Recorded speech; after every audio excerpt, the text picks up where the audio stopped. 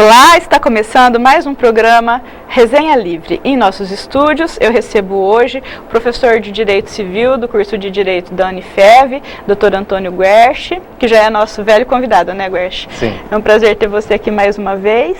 E hoje nós vamos falar de um assunto que interessa para muitas pessoas, o casamento. Guerchi, inicialmente eu queria que você explicasse para o pessoal que está em casa qual é a diferença entre o casamento e a união estável. Bom, na realidade nós temos que partir do seguinte ponto. O casamento sempre foi a forma, ou ele é a forma originária de união das pessoas para a constituição de família. E aí nós temos toda uma história religiosa, até que o Brasil conseguiu trazer para si a realização do casamento e manter para o próprio Brasil esse casamento na égide do chamado casamento civil, que é a regulamentação do Estado para que as pessoas possam se unir em uma sociedade. E daí é claro que são estabelecidas algumas regras. Bom, se o casamento ele tem a forma de um contrato entre as pessoas, muitas pessoas não conseguem se adaptar a uma relação contratada. Porque na realidade o casamento ele tem duas feições. Ele tem a feição da instituição, que é todo o afeto, toda a característica do sentimento das pessoas, mas por outro lado nós não podemos deixar de enxergar que o casamento funciona também como uma sociedade empresarial, estabelecendo o regime de bens e tudo mais. Bom, nesse sentido, conforme eu disse, algumas pessoas não conseguem se adaptar ao modelo de um contrato. Por quê? Da mesma forma que é da necessidade humana se unir constituindo uma família, a liberdade, que é princípio constitucional nosso, a liberdade também é premissa do ser humano. E o casamento, por fim, ele acaba segurando as pessoas. Como alternativa, as pessoas começaram a se unir ao longo da história sem o contrato. Que é a união estável. Que é a chamada união estável hoje. Num primeiro momento, o Estado verificando essa forma de união que diferente daquela proposta que seria o casamento, repudiou. Repudiou com medo de quê? Da desorganização, que a família não ficasse organizada. E também a questão da proteção. Sim, exatamente, mas o Estado repudiou justamente marginalizando as pessoas que se uniam sem contrato, colocando-as como com o termo que todo mundo conhece de concubinato. Então eram os famosos... Que eram os amásios. Isso, os famosos concubinos. Aí a gente tem que definir o concubinato entre duas turmas. Daquelas pessoas que já eram casadas, um era casado e o outro não, ou ambos casados e se encontravam. Esses eram chamados amantes, os adúlteros. Mas tínhamos também o grupo... Esse grupo não tem proteção, por exemplo. Esse grupo, até hoje, por não exemplo, tem proteção. Se o sujeito é casado e ele mantém uma convivência estável com outra pessoa, essa relação com a outra pessoa não gosta de proteção. Não é chamada de união estável e não tem a proteção dentro do direito de família. Mas tem a proteção Lógico, nós não podemos negar das obrigações, nós não podemos negar que se houver aquisição de patrimônio, por exemplo, que se estabeleceu uma relação condominial entre aquelas duas pessoas. Uma relação condominial quer dizer assim, mesmo que o sujeito tendo uma mulher em casa, arrumar uma amante, o que ele construir junto com a amante... Se comprarem uma casa junto... A amante tem uma parte. Se comprarem, por exemplo, uma casa junto na proporção de 60% um, 40% outro, nada mais justo que se dissolva isso entregando 60% para um e 40% para outro. Mas isso não tem nada a ver com proteção do Estado. Isso é como um negócio qualquer. Isso é como se fosse um negócio comercial. Comercial qualquer. Exatamente. Aquele que ajudou a comprar aquilo não perde. Não seria justo, senão estaria acontecendo um enriquecimento ilícito da outra pessoa, concorda comigo? É claro que as esposas não vão concordar. Ninguém vai concordar. Bom, mas, paralelo a essas uniões chamadas concubinato, de pessoas que já eram impedidas, que não poderiam estar com outras pessoas, começou a surgir o daquelas pessoas que simplesmente não queriam contratar. Ambos livres, mas não queriam assinar. Livres, desimpedidos, mas vamos juntar. Mas não queria assinar o contrato de casamento. Uma coisa assim, bem também da anos 70, né? Antes até, 50, dos anos 50 para frente. Aí o que aconteceu? Aconteceu que o Estado marginalizou todas essas pessoas e colocou todas elas reunidas num grupo só, discriminando. Ok? Discriminando, você diz com relação à proteção. Discriminando com relação... proteção legal. Exato, discriminando com relação à proteção do direito de família, certo?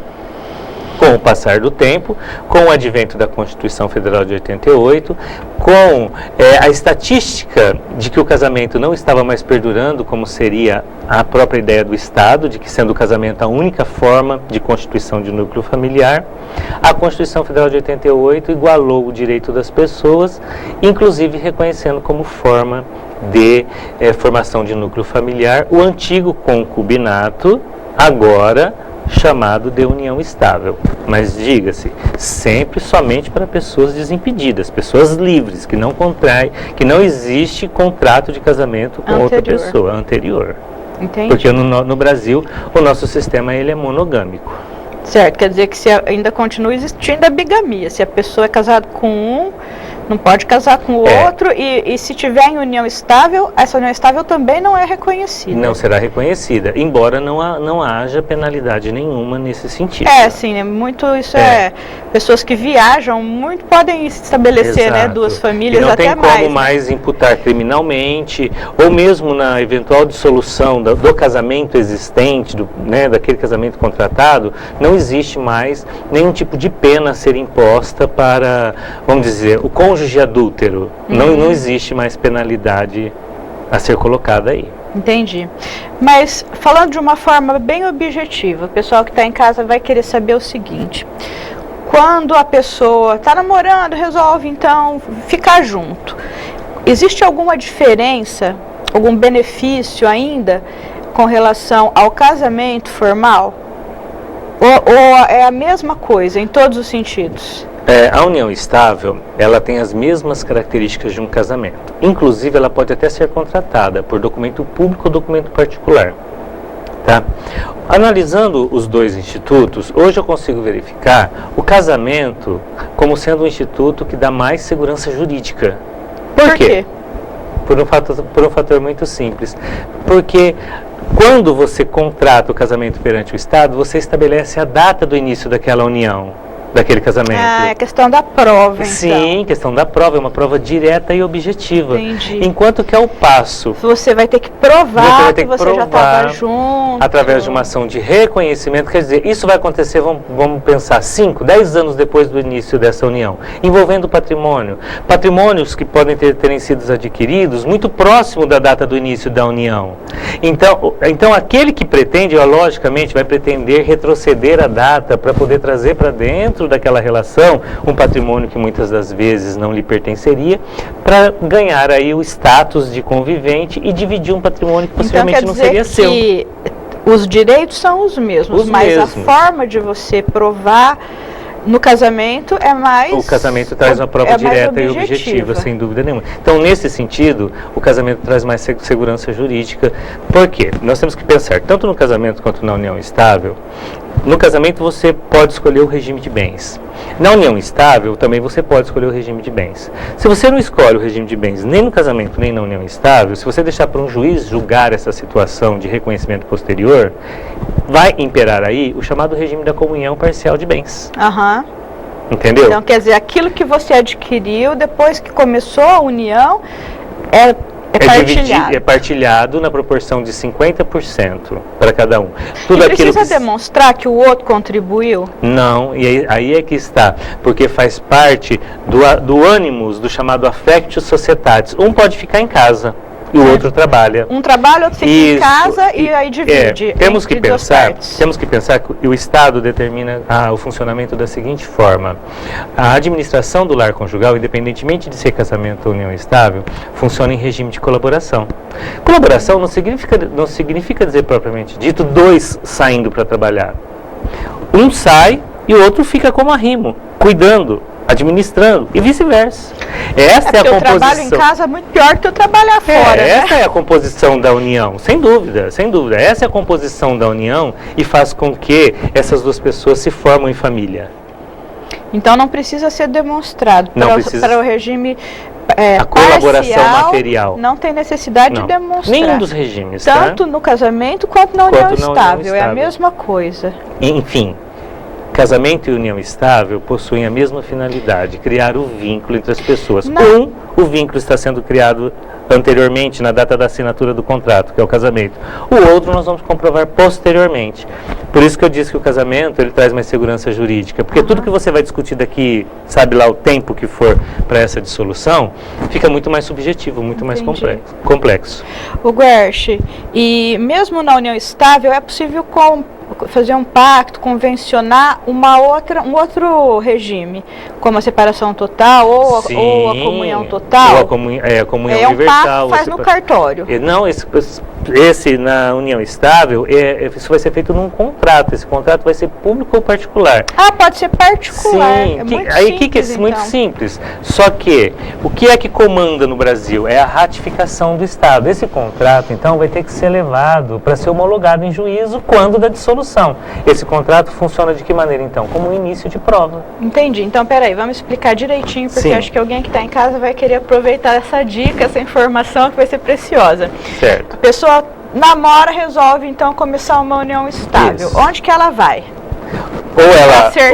Ou essas pessoas assumem a sua relação e não fazem contrato nenhum, aí prevalece aquele regime da comunhão parcial, conforme a gente já havia dito. E depois tem o trabalho de provar. E depois tem o trabalho de provar a data do início e o regime da comunhão parcial, ele já está implícito naquele contrato verbal, vamos assim dizer. Sim, mas vamos imaginar que a pessoa quer fazer o papel. Isso, ela pode fazer uma escritura pública no cartório de notas. Isso. Ou ela pode procurar um advogado e fazer um contrato particular de união estável. E lá ele especifica. Exatamente. Só que não tem como sair das regras do direito de família. Não tem como a gente criar cláusulas e condições lesivas a um ou outro. E abertas, né? E abertas para que pudessem, como você mesmo está dizendo, trazer algum tipo de lesão ou obrigações diferenciadas que o próprio direito de família não predetermina. Tem que sempre ser preservada a isonomia e a dignidade humana. Exatamente, a dignidade. Na realidade, este contrato ele vai servir para quê, então? Para estabelecer a data. Porque tudo que você for querer escrever dentro daquele contrato, que o direito de família não abençoa, que o direito de família não trata, mas eu posso dizer, por exemplo, que o que é meu é meu. Aí se você está escolhendo pelo regime da separação de bens. E eu posso fazer a separação de bens depois dessa data também. Quer dizer, tudo que eu comprar continua sendo meu, o que você comprar continua sendo seu, e não tem comunhão. Não tem comunhão. Então aí o casamento é só afeto mesmo, não é mais negócio. Exatamente. É possível pactuar dessa forma. Tanto no casamento também, com pacto nupcial, exatamente, né? Escolhendo o regime da separação. Que também o pacto nupcial é também feito por escritura pública. Feito por escritura pública, devidamente registrado e averbado no cartório. Então, essa é uma dúvida. Muitas vezes as pessoas não entendem que o regime pode ser diferente do regime convencional. Né? Hoje nós temos 4 regimes de bens. Até 1977, com o advento da lei do divórcio, a lei 6.515/77, nós tínhamos 2. Ou era o amor total, ou era considerado o desamor total, que era o regime da comunhão universal ou da separação absoluta, ou da separação total. Certo? Então, até por questão de comprometimento com a própria relação, as pessoas acabavam se sujeitando ao regime da comunhão universal. Porque como eu vou explicar que eu quero o regime da separação? É como se fosse uma prova de desamor. Se duas pessoas estão propostas... Eu sou do tempo que todo mundo casava com comunhão total. Se as duas pessoas estão propostas ao sentimento, o patrimônio seria o segundo plano. Aquela coisa da paixão, exatamente. Você acha que a pessoa pode se sentir ofendida. Exatamente. Né? Depois, na hora que acaba no tribunal, vem o arrependimento. Aí com o advento desta lei que eu disse, da lei do divórcio, nós tivemos o terceiro regime de bens, que é o misto, que é o chamado regime legal ou da comunhão parcial. Tudo aquilo que se tinha antes continua sendo de cada um. Tudo aquilo que vier na constância do casamento, por doação, que não conste o nome do outro, por sucessão, por herança, exceto no testamento, que também não conste o nome do outro, continua sendo patrimônio particular. Tudo aquilo que vier na constância do casamento, por esforço próprio de ambos, divide. Certo? Então, quer dizer, o que é doado não entraria o que é o só se o doador inserir o nome do cônjuge, dizendo que a doação alcança aquele outro cônjuge. Se for omisso, pertence só ao donatário, que consta da escritura. No regime da comunhão parcial de bens. Então eu posso ter um bem particular adquirido na constância do casamento? Mas é razoável. Posso. É razoável. Porque não houve esforço de ambos. É razoável, ó. Se o pai vai deixar uma herança, vai deixar para você. Claro. Né? Então, se você tiver com a pessoa, você usufrui daquilo normalmente. Se você e não um tiver, dia, você não numa usufrui. dissolução, também não comunica Sim. os bens doados É ou justo. herdados. Tá? E por fim, nós temos o regime da participação final nos aquestos, que veio até para dar um pouco mais de... Esse é novo, veio com o Código Civil de 2002. Isso, esse aí é que é interessante você explicar bem detalhadamente. Isso, ele é muito próximo, tanto é que você tem que fazer uma escritura de pacto antinupcial para escolhê-lo. Porque ele é muito próximo ao regime da comunhão parcial. É o mesmo esquema, tudo aquilo que tinha antes é de cada um, tudo aquilo que vier depois é de ambos, doado ou herdado continua sendo de cada um. Ué, mas que vantagem? Esse regime veio para quê então? Ele veio porque quando você opta por ele dá a liberdade de que cada um possa, na constância do casamento, já que nós estamos num mundo moderno, em que marido e mulher saem para trabalhar, cada um ganha o seu próprio dinheiro, em nome de um casamento que diz que duas pessoas viram uma, que vira uma confusão de sentimento e de patrimônio, esse regime da participação final dos aquestos, ele vem para trazer para a gente o seguinte: você ganha o seu salário e administra ele, adquire, compra, não precisa da minha outorga, não precisa da minha assinatura para nada.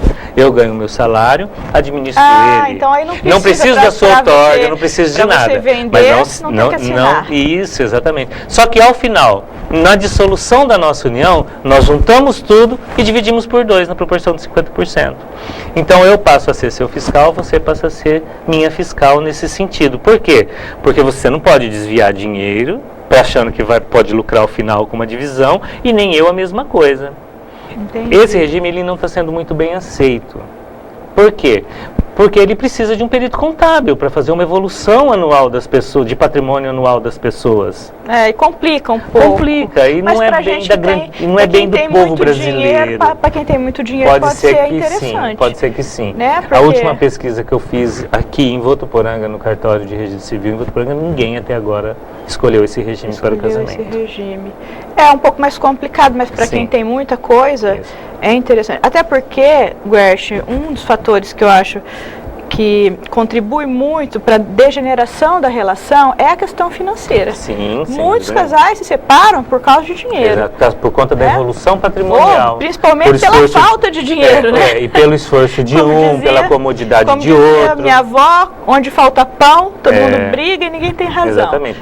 E aí, por conta do esforço maior de um, a comodidade de outro, as pessoas acabam se sentindo injustiçadas e daí começam a aparecer as dificuldades, né? Eu acho que é um dos fatores que mais acarreta o desentendimento no casal é a questão financeira. É a questão financeira. A experiência que eu tive anteriormente, quando eu fazia separação, eu percebia que por trás sempre tinha um amante, mas isso era menos.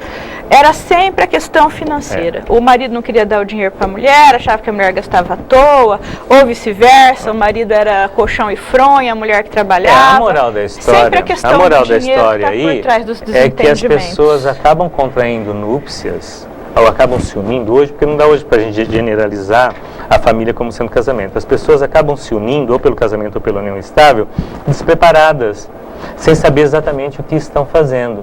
E passam a descobrir ao longo dos 2, 3 primeiros anos qual é a responsabilidade, qual é o encargo do passo que deram. É por isso que os casamentos normalmente terminam no começo, né, Guerch? Exatamente. Você tem alguma estatística sobre isso? Então, a última vez que eu acabei fazendo uma pesquisa perante o IBDFAM, que é o Instituto Brasileiro de Direito de Família, nos remeteu ao entendimento de que o casamento não vem sobrevivendo ao 3º ano por questão da maturidade das pessoas. Antigamente tinha a crise dos 7 anos. Diz que se passasse dos 7 anos, aí você tinha outra só nos 14, depois nos 21. Exatamente. Agora no 3º ano já é a primeira crise. Nós já temos um grande número de dissolução. Também é um número místico, conjugal, né? O 3, assim como o 7, são números místicos. Certo. E aí, quer dizer, passou do 3º ano, a probabilidade de que o negócio engrena já é Até porque maior. A evolução patrimonial já começa a ficar um pouco mais séria, as pessoas estão, já fecham o mesmo propósito. Tem várias coisas que dissolvem o casamento, mas tem tantas outras que mesmo o casamento estando falido, o casamento não se dissolve.